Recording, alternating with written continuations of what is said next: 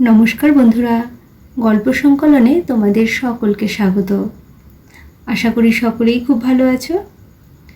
আজ সুকুমার রায়ের লেখা পাগলা দাশু গল্পটি নির্বাচন করেছি। শুরু করছি গল্প পাগলা দাশু। আমাদের স্কুলের যত ছাত্র, তাহাদের মধ্যে এমন কেহই ছিল না যে পাগলা দাশুকে না চিনে। যে লোক আর কাহাকেও জানে না, সেও সকলের আগে পাগলা দাশুকে চিনিয়া ফেলে। সেবার এক নতুন দরোয়ান আসিল, একেবারে আনকোড়া পাড়া গেয়ে লোক। কিন্তু প্রথম যখন সে পাগলা দাশুর নাম শুনিল, তখনই সে আন্দাজে ঠিক করিয়া লইল যে এই ব্যক্তি পাগলা দাশু। কারণ মুখের চেহারায়, কথাবার্তায়, চালচলনে বোঝা যাইত যে তাহার মাথায় একটু ছিট আছে।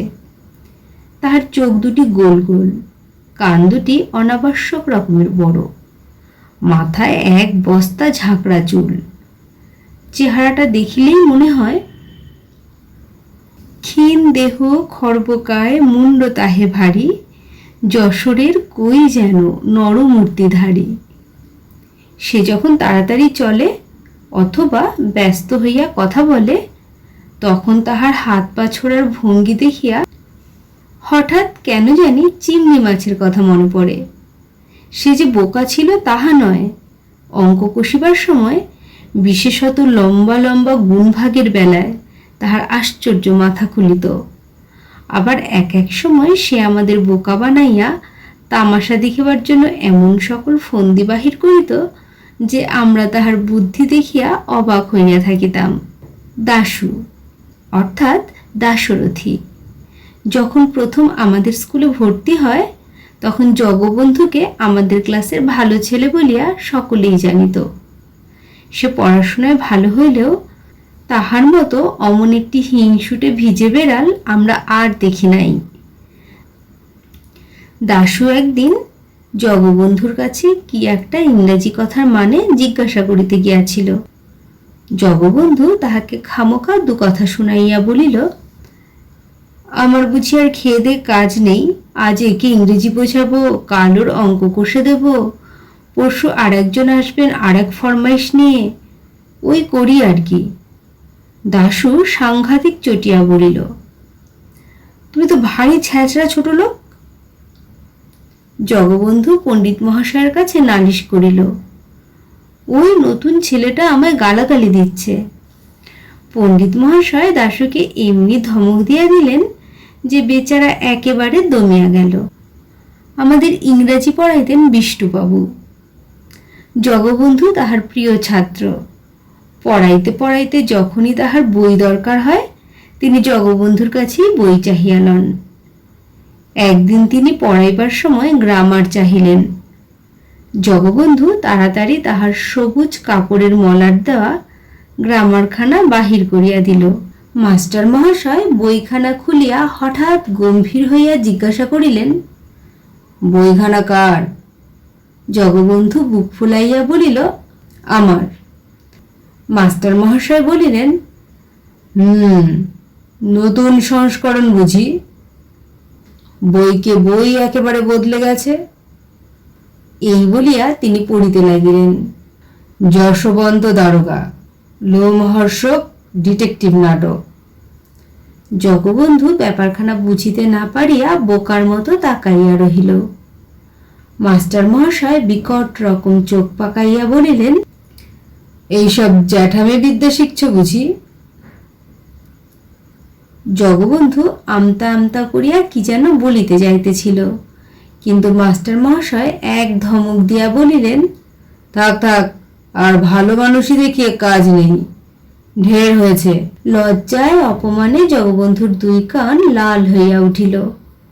আমরা সকলেই তাহাতে বেশ খুশি হইলাম। পরে জানা গেল যে এটি দাশু ভাইয়ার কীর্তি। সে মজা দেখিবার জন্য উপক্রমণিকার জায়গায় ঠিক ওইরূপ মলাট দেওয়া একখানা বই রাখিয়া দিয়াছিল। দাশুকে লইয়া আমরা সর্বদাই ঠাট্টা তামাশা করিতাম এবং তাহার সামনেই তাহার বুদ্ধি ও চেহারা সম্বন্ধে অপ্রীতিকর সমালোচনা করিতাম। তাহাতে একদিনও তাহাকে বিরক্ত হইতে দেখি নাই। এক এক সময় সে নিজেই আমাদের মন্তব্যের উপর রং চড়াইয়া নিজের সম্বন্ধে নানা রকম অদ্ভুত গল্প বলিত। একদিন সে বলিল, ভাই, আমাদের পাড়ায় যখনই কেউ আমসত্ত্ব বানায় তখনই আমার ডাক পড়ে, কেন জানিস? আমরা বলিলাম, খুব আমসত্ত্ব খাস বুঝি?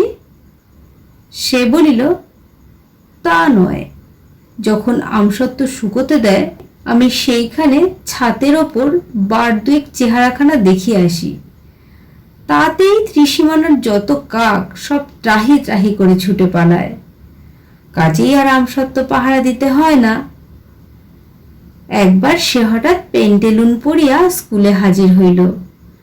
ঢলঢলে পায়জামার মতো পেন্টুলুন আর তাকি আর খোলের মতো কোট পরিয়া তাহাকে যে কিরূপ অদ্ভুত দেখাইতেছিল তাহা সে নিজেই বুঝিতেছিল, এবং সেটা তাহার কাছে ভারী একটা আমোদের ব্যাপার বলিয়া বোধ হইতেছিল। আমরা জিজ্ঞাসা করিলাম, পেন্টেলুন পরেছিস কেন? দাশু একগাল হাসিয়া বলিল, ভালো করে ইংরেজি শিখব বলে। আর একবার সে খামোখা ন্যাড়া মাথায় এক পট্টি বাঁধিয়া ক্লাসে আসিতে আরম্ভ করিল। আমরা সকলে তাহা লইয়া ঠাট্টা তামাশা করায় যার পর নাই খুশি হইয়া উঠিল। দাশু আদবেই গান গাইতে পারে না, তাহার যে তাল জ্ঞান বা সুরজ্ঞান একেবারেই নাই, এ কথা সে বেশ জানে।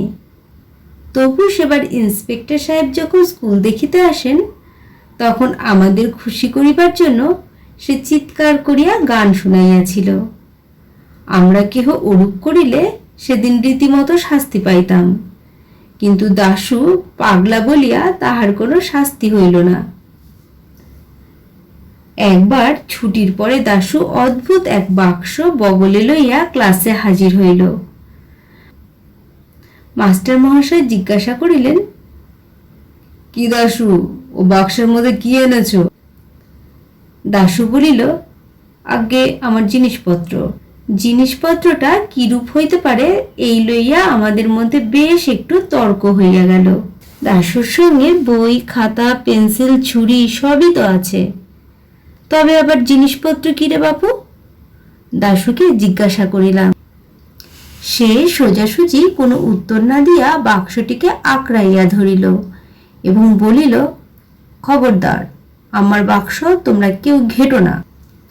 তাহার পর চাবি দিয়া বাক্সটাকে একটুখানি ফাঁক করিয়া সে তাহার ভিতর কি যেন দেখিয়া লইল এবং ঠিক আছে বলিয়া গম্ভীরভাবে মাথা নাড়িয়া বিড়বিড় করিয়া হিসাব করিতে লাগিল। আমি একটুখানি দেখিবার জন্য উঁকি মারিতে গিয়াছিলাম, অমনি পাগলা মহাব্যস্ত হইয়া তাড়াতাড়ি চাবি ঘুরাইয়া বাক্স বন্ধ করিয়া ফেলিল। ক্রমে আমাদের মধ্যে তুমুল আলোচনা আরম্ভ হইল। কেহ বলিল, ওটা ওর টিফিনের বাক্স, ওর মধ্যে খাবার আছে।